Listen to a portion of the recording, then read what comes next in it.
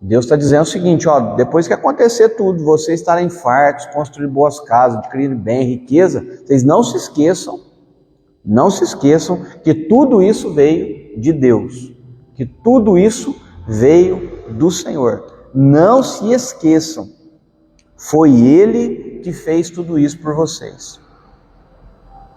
E versículo 17, não digam no coração, a minha capacidade e a força das minhas mãos ajuntaram para mim toda essa riqueza. Mas lembrem-se do Senhor, o seu Deus, pois é Ele que lhes dá a capacidade de produzir riqueza. Então a gente falou sobre isso semana passada, começamos a falar nessa questão do Egito, que eles estavam no Egito, eles eram escravos, então a mentalidade escrava. Canaã era uma terra de promessa, uma terra de liberdade, eles estavam na terra da escravidão e Deus estava levando eles para a terra da liberdade. Falamos aí um pouco sobre a mentalidade do escravo, né? Que a mentalidade de escravo é uma forma de viver. E essa forma de viver determina os nossos resultados. Então, falei muito que o ambiente estimula o comportamento. Então, viveram sempre no ambiente de escravidão, gerou neles um comportamento de escravidão. Tanto é que eles saem do Egito, mas o Egito continua neles.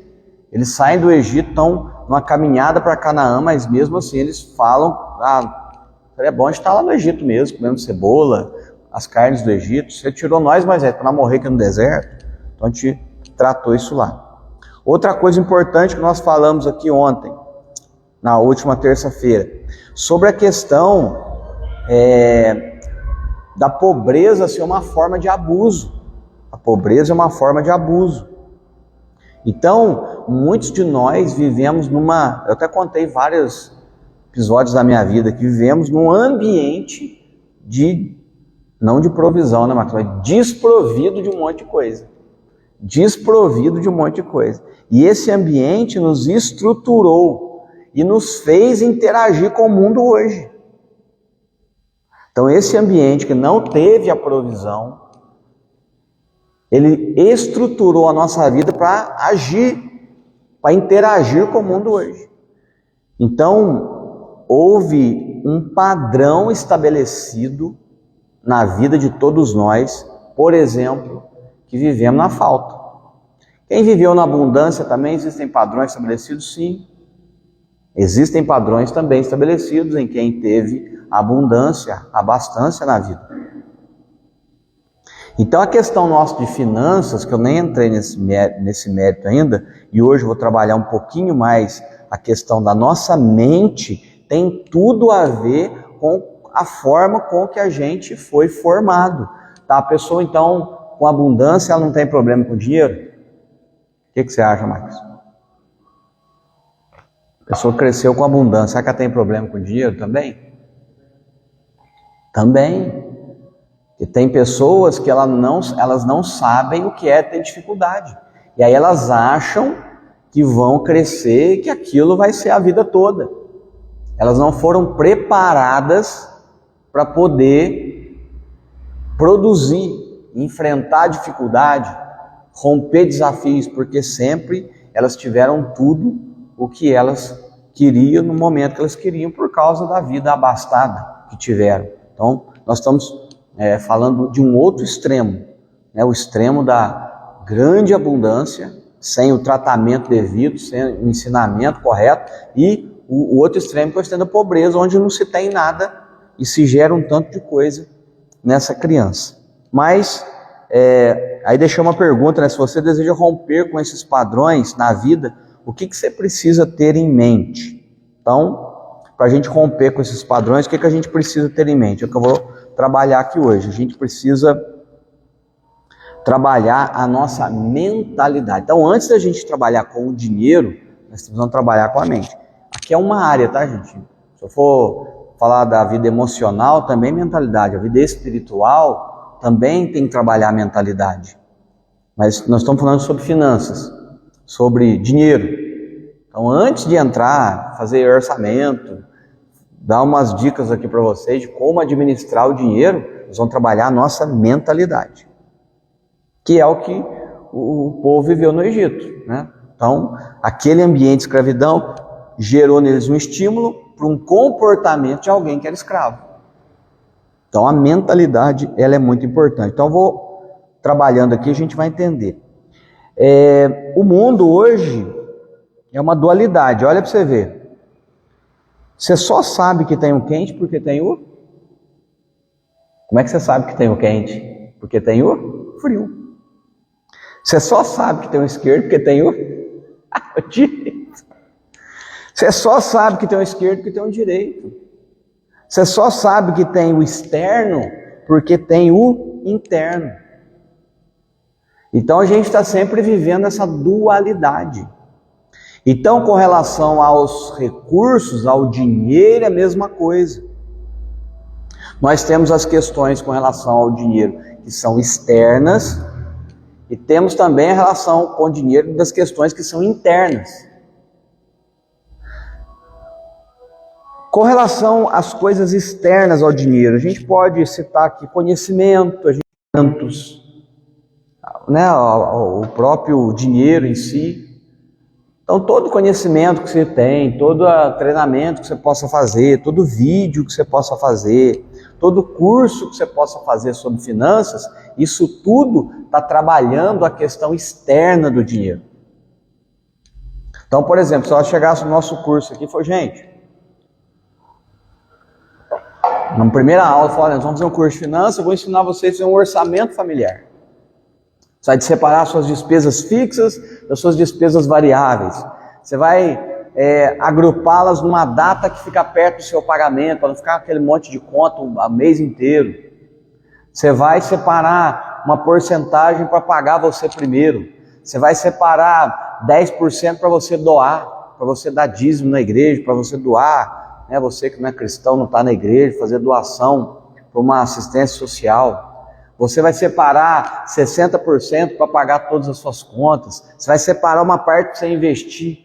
Então, quando eu estou fazendo isso com você, se fosse a minha primeira aula, minha primeira abordagem aqui, nós estaríamos trabalhando somente a questão externa do dinheiro. Aí você ia achar muito legal, você ia embora com tudo isso, e sabe o que ia acontecer na sua vida? Nada ia mudar. Porque nós não trabalhamos a mentalidade. Agora, as questões internas sobre o dinheiro. Então, questões externas, curso, treinamento, palestra, vídeo. Questões internas com relação ao dinheiro. Crenças sobre dinheiro. O modelo com o qual eu fui criado com relação ao dinheiro. Como usar o dinheiro. Então, quais crenças que estão dentro de mim? O que realmente eu acredito aqui dentro sobre dinheiro? Por exemplo, a gente costuma dizer o seguinte, se você tem medo do dinheiro, você nunca vai ter dinheiro. Porque você não vai querer ter algo que te causa medo. Então, possivelmente, você está bem quebrado e sempre passa muito aperto, porque você tem medo. Agora, esse medo é interno. O medo é onde? É interno. Se você tem crenças, tipo assim, dinheiro não dá em árvore. Rico é desonesto. Então isso te afasta de você ter prosperidade. Por quê? Se rico é desonesto, ou o próspero é desonesto, você nunca vai querer ser próspero, porque o próspero é desonesto. Você já está aí na sua mente, é uma programação isso. Isso é a sua relação interna com o dinheiro. Então, gente, a nossa parte interna, a nossa mentalidade, ela é muito importante. Extremamente importante. E nós vamos falando aqui, você vai entender. Eu queria fazer algumas perguntas aqui, para a gente pensar um pouquinho. Quem é você? Quem é você? Quais os seus hábitos? Quais as suas características? Quais os seus hábitos? Que hábitos que você tem? Quais são as suas características, se você pudesse definir você? Qual a sua opinião sobre você mesmo? O que você pensa sobre você mesmo? A gente tem opinião sobre os outros, né? É fácil opinar sobre os outros. Mas uma opinião sobre você, qual seria? Você se relaciona com as pessoas? Porque tem gente que não se relaciona. Tem gente que é muito fechado. Tem gente que não se abre para relacionamentos. Você confia nas pessoas? Você é uma pessoa que confia nas pessoas? Olha essa pergunta, Max. Qual sua capacidade de agir apesar do medo? Qual a sua capacidade de agir apesar do medo? Qual a sua capacidade de agir apesar da preocupação? Tenho medo e tenho que agir. Como que eu tomo ações apesar do medo? Tenho preocupações e tenho que agir. Como que eu ajo? Qual a sua capacidade de agir apesar do desconforto? Você consegue ir em frente mesmo quando não está disposto? Ou porque você ir para frente, para você caminhar quando você está disposto, quando você está animado, né? É fácil. Agora você continuar o projeto, continuar a caminhada não animado, você consegue? Por que eu estou fazendo essas perguntas aqui, gente?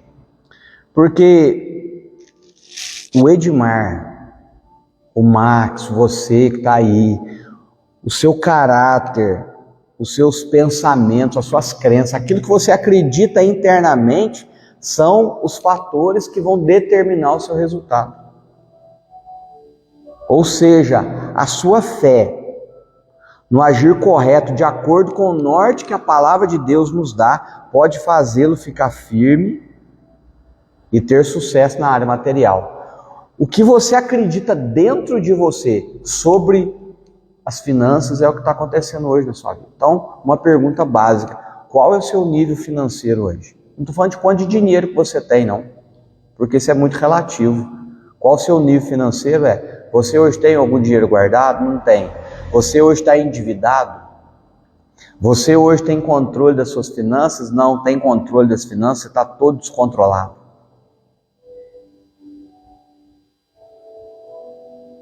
Você só anda apertado, a vida inteira só anda apertado, o dinheiro nunca dá, você nunca para emprego nenhum.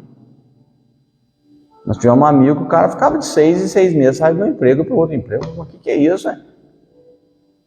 Então você também é do tipo de pessoa que não para emprego? Você é o tipo de pessoa que não consegue emprego? É capaz, é inteligente, é tudo, mas não consegue trabalho. O que está refletindo é algo que está aqui dentro de você. Então é o seguinte: por que nós estamos estudando aqui, gente? Por que a gente está gastando um tempo dedicando a trabalhar a nossa mentalidade sobre finanças? Porque eu quero que você, que todos nós, cresçamos na área material. Pode ser ter um aumento de salário, pode ser você virar um empreendedor, você, prosperar, crescer, mas principalmente, é claro, a gente deseja isso também, eu quero isso, mas principalmente que cada um, dentro do seu nível de renda, dentro do seu nível de salário, possa prosperar e ser feliz. Se ganha R$1.000, ser feliz com esse dinheiro. Se ganha 2.000, feliz. Se ganha 50, feliz. Então o desejo do meu coração aqui, e a gente está aqui ensinando e orando, é para que cada um de nós prospere cada vez mais.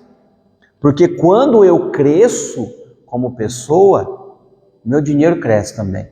Quando eu cresço como pessoa, o meu relacionamento com Deus cresce.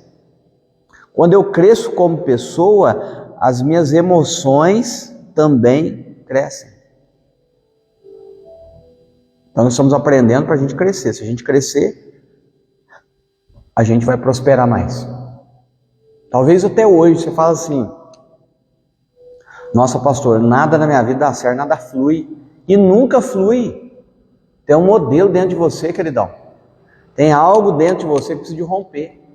Você nunca vai. Eu estava falando outro dia, que não sei se vocês lembram, aquela pessoa que não pode trocar uma nota. Ela está com a nota de 50 no bolso. Ela fala: não, rapaz, não posso trocar. Porque se eu trocar, eu gasto tudo. O que é se eu trocar o gasto. É um modelo mental, é uma crença, é uma mentalidade que está dentro. O dinheiro externo está aqui, ó. Então você foi lá, comprou um lanche, custou 10 reais, te voltou 40, pronto, rapidinho você dá um jeito. Você não fica pensando, nossa, estou com 40 aqui e vou ficar com ele aqui e eu vou gastar. Você não faz isso. Mas você rapidinho já dá um jeito, daqui a pouco você está 100, acabou os 50 reais e você nem sabe direito o que gastou. Mas por quê? É uma programação que está aqui dentro. Então, o modelo interno é muito importante. Vamos falar do externo sobre o dinheiro de novo, ó, o dinheiro, né? O externo sobre o dinheiro. O dinheiro, o próprio dinheiro. Herança. Ah, morreu o pai, morreu a avó, deixou herança para a turma lá. Aí vendeu uma casa, vendeu um terreno, todo mundo recebeu uma herança. O cara ganhou na loteria, oh maravilha. Vendeu um imóvel. Aí a pessoa recebeu um dinheiro alto na mão, uma herança, uma loteria, a venda de um imóvel. Recebeu lá um dinheiro alto, que ela não está acostumada com aquele dinheiro. O externo, ó, recebeu um dinheiro aqui, uma herança. Vamos pôr uma herança aqui, 100 mil reais. O externo. O interno sobre o dinheiro, desregulado, desregrado, não tem controle. Aí ele recebe uma herança, o que ele faz com a herança? Ele gasta, ele acaba com ela. Por quê? Porque dentro dele é desregulado. Então, os 100 mil reais está sendo afetado pela desregulação interna. Os 100 mil reais está sendo afetado o cara é um perdulário, ele gasta sem necessidade, gasta à toa, dali a pouco ele viu, acabou o dinheiro. Gente, quantas pessoas que eu já vi, o cara vendeu uma casa. Rapaz do céu, põe esse dinheiro no banco, bloqueia esse dinheiro, não gasta esse dinheiro. Você comprar outro imóvel, o que a pessoa fez? Gastou o dinheiro. Não foi uma, duas, não, foram várias que eu vi. O cara acabou com o dinheiro. Acabou. Aí ele tinha uma casa, vendeu, agora ele tem dinheiro. Só que dentro dele é desregulado. O que ele vai fazer? Com a casa, de repente, ele não conseguiu acabar com ela, mas com o dinheiro, rapidinho. Então, o modelo interno meu, ele acaba com o externo, ou ele potencializa o externo. O meu modelo interno, ele acaba com o externo, ou ele potencializa. O meu modelo interno saudável sobre o dinheiro, peguei 100 mil reais. Você multiplica o dinheiro. Você faz o dinheiro virar mais dinheiro.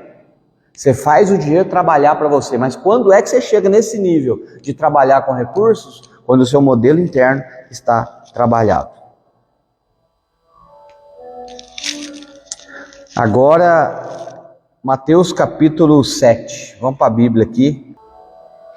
Cara, isso aqui é top, viu, gente? Mateus capítulo 7, versículo 15.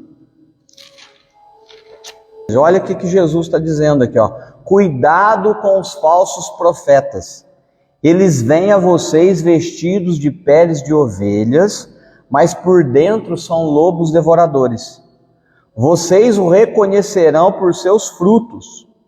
Pode alguém colher uvas de espinheiro ou figos de ervas daninhas? Semelhantemente, toda árvore boa dá bons frutos, mas a árvore ruim dá frutos ruins. A árvore boa não pode dar frutos ruins, nem a árvore ruim dar frutos bons. Toda árvore que não produz bons frutos é cortada e lançada ao fogo. Assim, pelos seus frutos, vocês o reconhecerão. Então vamos lá, gente. Por que eu estou falando dessa questão interna? Presta atenção no texto aqui. O que Jesus está falando? Ó, cuidado com falsos profetas. Eles vêm vestidos de ovelhas com uma aparência boa, mas por dentro são lobos devoradores. Vocês reconhecerão seus frutos. Pode alguém colher uva de espinheiro, figo de erva? Semelhantemente, toda árvore boa dá bom fruto, E a árvore ruim dá fruto ruim. Então perceba aqui que nós temos a árvore e temos o fruto. A árvore e o fruto. O que é a árvore? A árvore é a essência. A árvore é o que gera. E o fruto é o resultado. A árvore é o interno, é a essência, é o modelo mental. E o fruto é o externo, é o meu resultado financeiro que eu tenho hoje. É o resultado material que eu tenho hoje, esse é o fruto. Jesus está dizendo aqui, olha, cuidado com um grupo de pessoas, falsos profetas. Eles vêm vestidos de pele de ovelha, fruto parece top, mas por dentro a essência é de lobo devorador. Aí Jesus está dizendo, mas como então que vocês vão descobrir isso?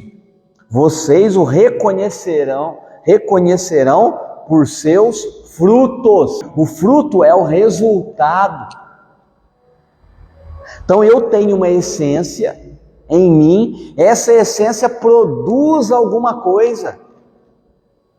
Essa essência gera alguma coisa. Meu querido irmão, se você entender isso aqui, se o Espírito Santo ministrar o seu coração, com relação às finanças, você vai olhar agora para o seu estado financeiro, não é porque você ganha pouco, não é porque o seu emprego é ruim, não é porque o seu patrão é isso, aquilo, outro, não, você está produzindo. O fruto que está vindo para a sua vida hoje é resultado de uma essência, é resultado que está aqui dentro. E a minha oração é: Espírito Santo, cura o nosso coração, para que o nosso coração curado produza frutos melhores e frutos curados e abençoados. Por isso que eu estou batendo na tecla da essência. Por isso que o povo, quando saiu do Egito, quando a gente leu Deuteronômio capítulo 8, qual era a essência deles? Escravidão. Qual é a essência deles? Falta. Qual é a essência deles? Trabalhar duro e pesado.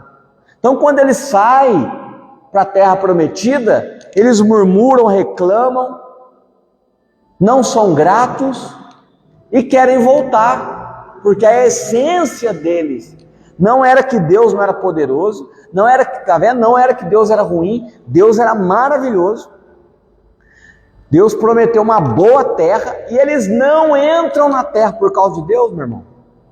Por causa da promessa, porque Deus não era poderoso, não. Eles não entram na terra por eles, porque a essência escravocrata deles os manteve na escravidão. Porque a essência escravocrata deles os manteve na escravidão. Eles até saíram, mas a essência. Por isso que eu estou aqui, irmão, em nome de Jesus, falar: Espírito Santo, cura o nosso coração, cura aqui dentro.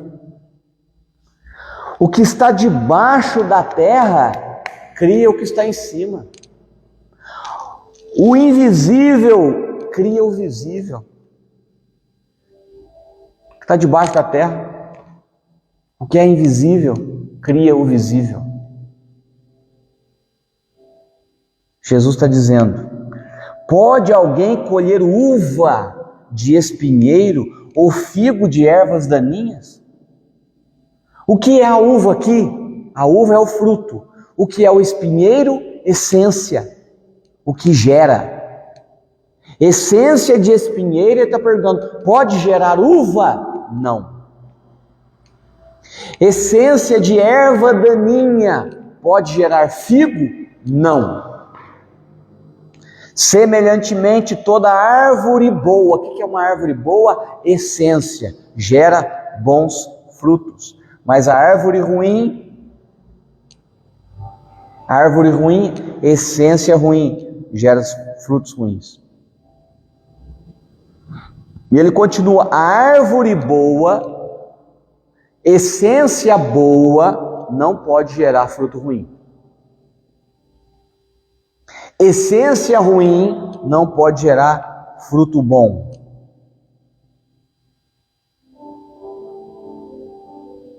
Então, a essência é o que está aqui dentro. Então você quer mudar o visível, quer mudar o fruto? Você quer mudar essa situação financeira difícil? Você quer mudar essa vida de miséria que você aprendeu lá no passado? Que você cresceu no modelo de escassez? Você quer mudar isso aí? E esse modelo está impregnado dentro de mim, de você, e tem amarrado a sua vida. Você quer mudar isso? Então mude o que ninguém vê. Mude a essência. Mude o coração. Mude o que ninguém vê. Mude o coração. Interessante que Jesus fala, olha, eis que estou à porta e bato. Se alguém abrir, eu vou entrar. Vou cear. Vai entrar onde? No coração. Para mudar o quê? A essência. O maior milagre que existe é o milagre do Evangelho, o milagre da salvação, porque a salvação trabalha justamente aonde? Na essência, aqui dentro de nós. O que muito cristão às vezes o cara vira a roupagem do crente, né? O cara não corta cabelo, é roupa de crente, é palavreado de crente. O que é isso? Então quem olha é um crente. Mas o que ele está trabalhando? No externo, mas aqui dentro não foi modificado, não foi trabalhado.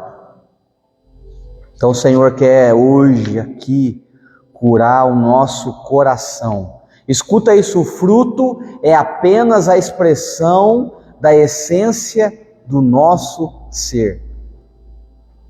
O fruto é apenas a expressão do nosso ser. Eu escrevi aqui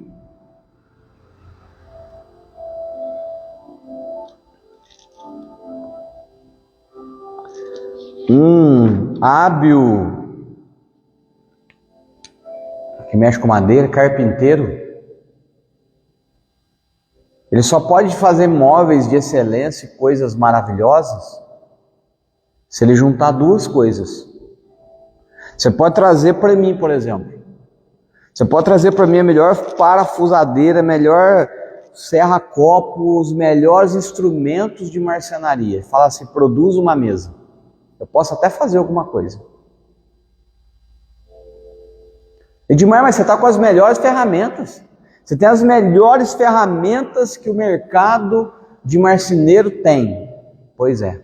Mas a ferramenta o que é? É algo externo. Eu sei que eu estou com as melhores, mas eu não tenho dentro de mim a habilidade necessária para fazer um móvel. Eu posso até fazer. Posso me cortar, posso me machucar. O móvel pode desperdiçar material e o móvel fica feio. Agora um hábil carpinteiro que tem dentro de si a habilidade para trabalhar madeira, com as melhores ferramentas, a união disso, a junção disso, vai fazer um trabalho com excelência. Então nós temos a bênção de Deus. A Bíblia fala em Efésios, nós já fomos abençoados com toda sorte de bênçãos espirituais nas regiões celestiais. Nós temos a melhor ferramenta do mundo, está aqui a Bíblia Sagrada, a Palavra de Deus. A melhor ferramenta. Então o que a gente precisa aliar? Essa ferramenta com uma transformação interna, para que a gente produza uma grande obra. Então o fruto, o externo, é apenas a expressão do que está aqui dentro. Então volto a dizer, a nossa condição financeira, a nossa condição de casa, a nossa condição de casamento, a nossa condição espiritual e emocional é fruto daquilo que está aqui dentro. Meu Deus, por isso que eu estou perguntando, como é que está a sua vida financeira hoje? O senhor fala assim, não, está uma desgraça, está uma derrota tremenda, tudo bagunçado, só vivo devendo, só vivo endividado, nunca prospero, nunca vou para frente, nunca tenho sossego, nunca tenho paz. Isso é o fruto, é uma expressão do que está aqui dentro. Aqui dentro está bagunçado, aqui dentro está desregulado, aqui dentro está disfuncional. O externo é uma impressão do interno. Então o que é o fruto, gente? É uma impressão do que está aqui dentro. É igual um computador, você vai lá no Word, digita lá um texto, você dá o enter, ele imprime justamente o que está no programa. Ele não imprime nada de diferente que está no programa. Você dá o enter, ele sai. É assim a nossa vida, gente. Eu dou o enter, está tudo bagunçado aqui dentro. O programa interno das finanças, por exemplo, está bagunçado aqui dentro. Eu dou enter, o que sai? Dívida, aperto, desemprego. Ah, mas o Espírito Santo quer nos curar em nome de Jesus, quer curar a sua vida, quer curar o seu coração. Eu creio nisso aí. Em nome de Jesus. Meu querido, para me finalizar, eu quero dar 2 exemplos de coração. O primeiro exemplo é Davi no Salmo 51. Salmo 51, do versículo 1 ao 5. O que acontece aqui no Salmo 51? Davi pecou, Davi adulterou. E o profeta vai e repreende Davi, chama a atenção de Davi. E no Salmo 51, Davi fala: tem misericórdia de mim, ó Deus, por teu amor, por tua grande compaixão, apaga as minhas transgressões, lava-me de toda a minha culpa e purifica-me do meu pecado. Pois eu mesmo reconheço as minhas transgressões, Salmo 51, e o meu pecado sempre me persegue. Contra ti, só contra ti pequei, e fiz o que tu reprovas, de modo que justa é a tua sentença e tens razão em condenar-me. Sei que sou pecador desde que nasci, sim, desde que me concebeu a minha mãe. Então olha aqui, isso aqui é coração. Davi pecou, adulterou, fez um negócio errado, fez. Pisou na bola, feio. Aí o profeta vai e fala com ele, o que ele faz? Senhor, tem misericórdia, me perdoa. Sou pecador, desde quando eu nasci eu sou pecador. Reconheço as minhas transgressões. Pequei contra o Senhor, fiz aquilo que o Senhor reprova. Ele não justificou, ele não falou nada da mulher, ele não jogou a responsabilidade para ela nem para ninguém. Ele assumiu a responsabilidade, ele reconheceu o seu erro, reconheceu o seu pecado, quebrantou o seu coração.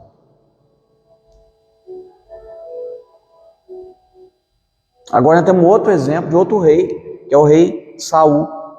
1 Samuel capítulo 15. Eu vou ler 2 textos, eu vou ler o texto de 1 Samuel 13, primeiro livro de Samuel capítulo 13. Depois a gente lê o 15. Primeiro livro de Samuel 13, 7. Alguns hebreus até atravessaram o Jordão para chegar à terra de Gade e de Gileade. Saul ficou em Gilgal e os soldados que estavam com ele tremiam de medo. Ele esperou 7 dias, o prazo estabelecido por Samuel, mas este não chegou a Gilgal, e os soldados de Saul começaram a se dispersar. Então ele ordenou: Saul, traga o meu holocausto e o sacrifício de comunhão. Saul então ofereceu o holocausto. Quando terminou de oferecer, Samuel chegou, e Saul foi saudá-lo. E perguntou a Samuel: o que você fez? E Saul respondeu: quando vi que os soldados estavam se dispersando e que não tinha chegado no prazo combinado e que os filisteus estavam reunidos em Miquimás, pensei: agora os filisteus me atacarão em Gilgal e eu não busquei o Senhor, por isso senti-me obrigado a oferecer o holocausto. Disse Samuel: você agiu como um tolo, desobedecendo o mandamento que o Senhor seu Deus lhe deu. Se tivesse obedecido, ele teria estabelecido para sempre o seu reinado sobre Israel. Mas agora o seu reinado não permanecerá. O Senhor procurou um homem segundo o seu coração e o designou líder do seu povo, pois você não obedeceu o mandamento do Senhor. Olha aqui, gente. Era a atribuição do sacerdote, do profeta, aqui do Samuel, fazer o sacrifício, e não do rei. E o rei estava lá preparado para uma guerra, esperando o profeta chegar para fazer o sacrifício, para orar, para consultar a Deus, para abençoar. Era a atribuição de Samuel, não de Saul. E Saul esperou. Eles estavam para ir para uma guerra, 7 dias se passaram, E o cara olhando o relógio, o cara não chega, os soldados ali meio dispersando, soldados com medo. Desculpa. Aí Saul fala, traz o sacrifício, traz tudo aqui, eu mesmo vou fazer isso aqui, porque o Samuel não chegou, e ele faz o sacrifício. Aí chega Samuel, o que você fez, Saul? Não, sabe o que é? Os soldados estão com medo, deu 7 dias, o senhor não chegou, fiquei preocupado, e eu mesmo resolvi aqui. Aí o Samuel falou, você é louco, você agiu como um tolo, você desobedeceu o mandamento do Senhor, isso não era para você fazer. Você perdeu o reinado. Se a gente for um pouquinho para frente, 1 Samuel capítulo 15, versículo 17...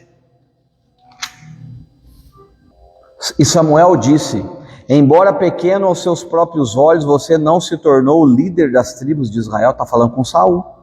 O Senhor o ungiu como rei sobre Israel e o enviou numa missão ordenando.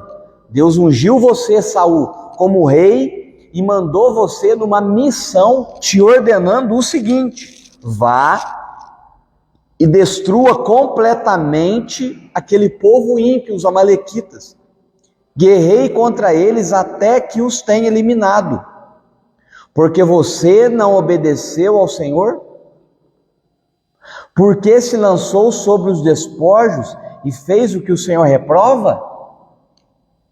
Disse Saul, mas eu obedeci sim, eu cumpri a missão que o Senhor me deu, eu trouxe Agag, o rei dos amalequitas, mas exterminei os amalequitas. Os soldados tomaram ovelhas e bois do despojo, o melhor que tinha lá para consagrar para Deus, a fim de sacrificar ao Senhor. E Samuel falou, acaso tem o Senhor prazer em holocaustos e sacrifícios, quanto ao que se obedeça a sua palavra? A obediência é melhor do que o sacrifício, submissão melhor do que a gordura de carneiro, rebeldia como pecado de feitiçaria, e a arrogância como a idolatria.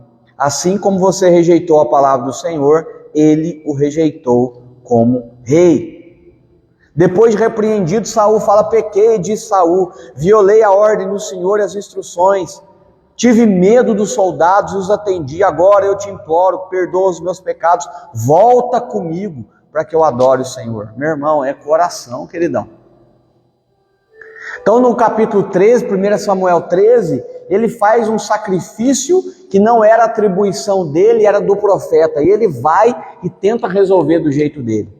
Depois no capítulo 15, Deus deu uma ordem para Saul, vai lutar contra um povo, os amalequitas, e destrói completamente tudo, mata o rei, mata a família do rei, mata os soldados, os súditos, os bois, jumentos, acaba com tudo.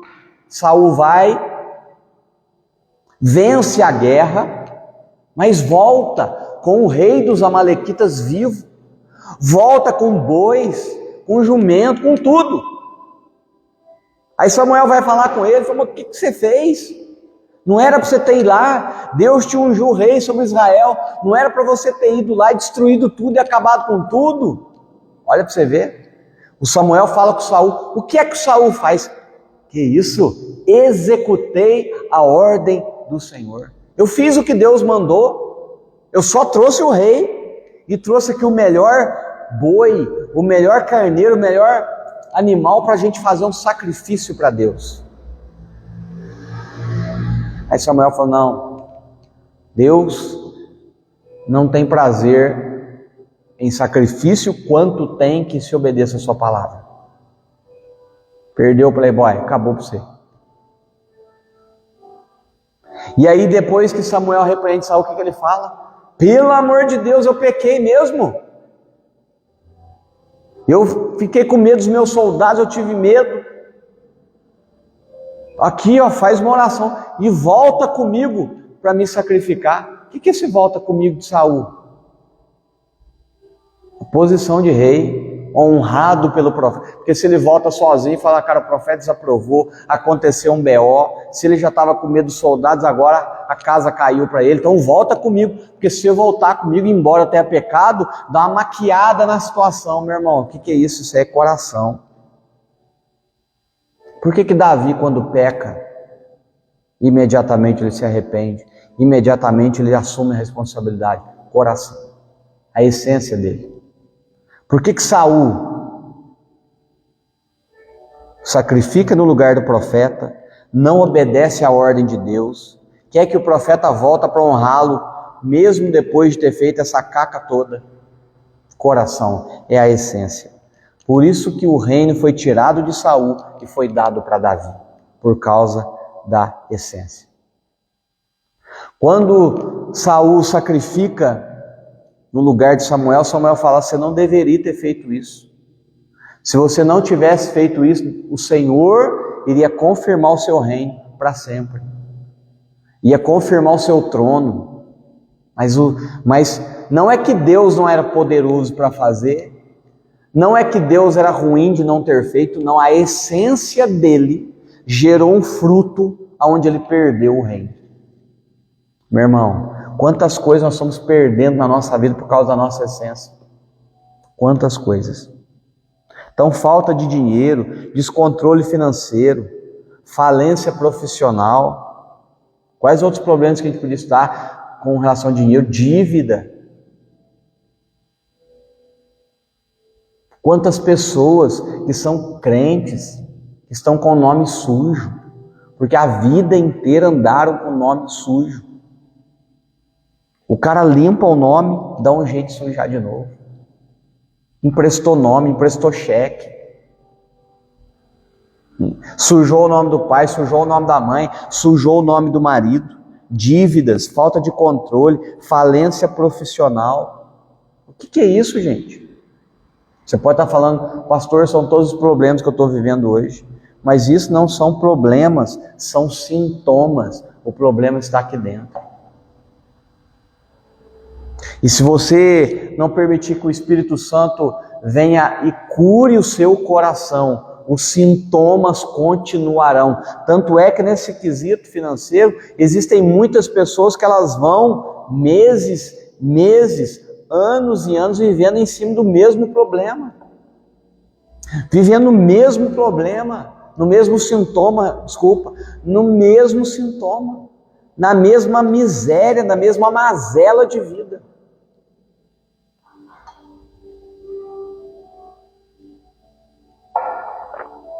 Então o que o Senhor quer fazer, quer curar o seu coração, quer curar o meu coração. E eu confesso para vocês, gente, nós estamos aqui estudando, Deus tem ministrado muito sobre isso na minha vida. Deus tem falado demais comigo. A nossa essência. O externo é fruto do interno. O fruto é a essência do que está aqui dentro. Você plantou lá um abacate, cresce. A essência é abacate. Então você espera que daquele... vai sair, cara. Uma hora vai brotar vai sair um abacate lá. Não tem jeito de ser outra coisa, porque a essência é aquilo. Então o que tem brotado de nós? O que tem brotado de nós? Talvez você que está aí, marido, né, e você não se preocupa muito nem com a sua aparência. Tem muitos que não se preocupam nem com a sua aparência, porque a sua aparência física, o que você veste, a forma que você se apresenta, está dizendo sobre o que está dentro de você. Talvez você está desleixado da vida, desleixado com o seu próprio corpo. É o que está dentro. É o que está dentro, irmão. É o que está dentro, minha irmã, que se abandonou. Na verdade, a fisionomia do seu corpo, das suas vestes, é um reflexo do seu interior. Internamente, você se abandonou. Quantas pessoas, por exemplo, que passaram por abuso, principalmente mulheres, e elas crescem e elas se tornam obesas.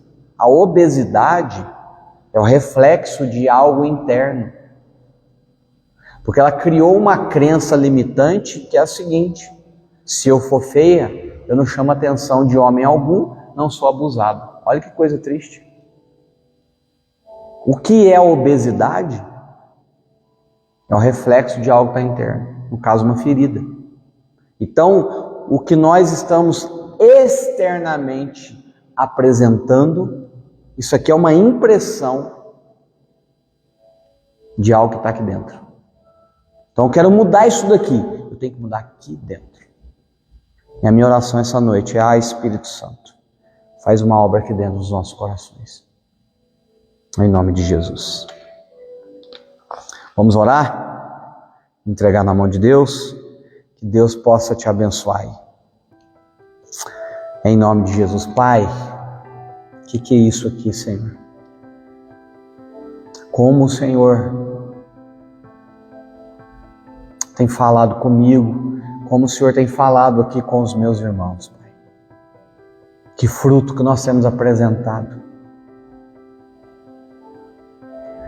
Que fruto nós temos apresentado, Senhor, e não adianta depois que o fruto vem, a gente tentar trabalhar o fruto, melhorar o fruto. Nós temos que trabalhar aqui dentro do coração. E a minha oração nessa noite é em nome de Jesus,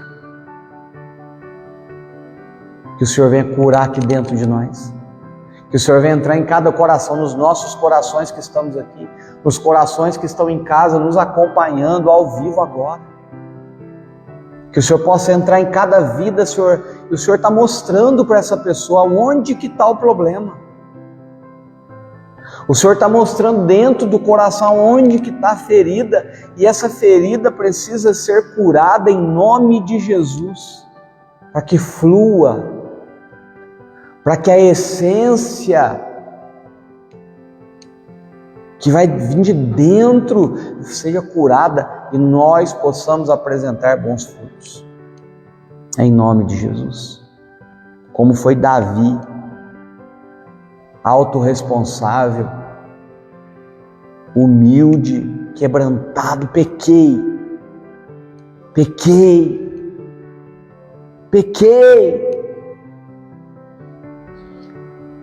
Pai, nos dá um coração como o coração de Davi, não como o de Saul, que faz as coisas, que é obstinado, que não reconhece, que não admite, perdeu. Nos dá um coração como o de Davi, quebrantado. E a tua palavra diz: há um coração quebrantado e contrito, não desprezarás, ó Deus. Traz cura, Espírito Santo. Traz cura sobre as nossas finanças.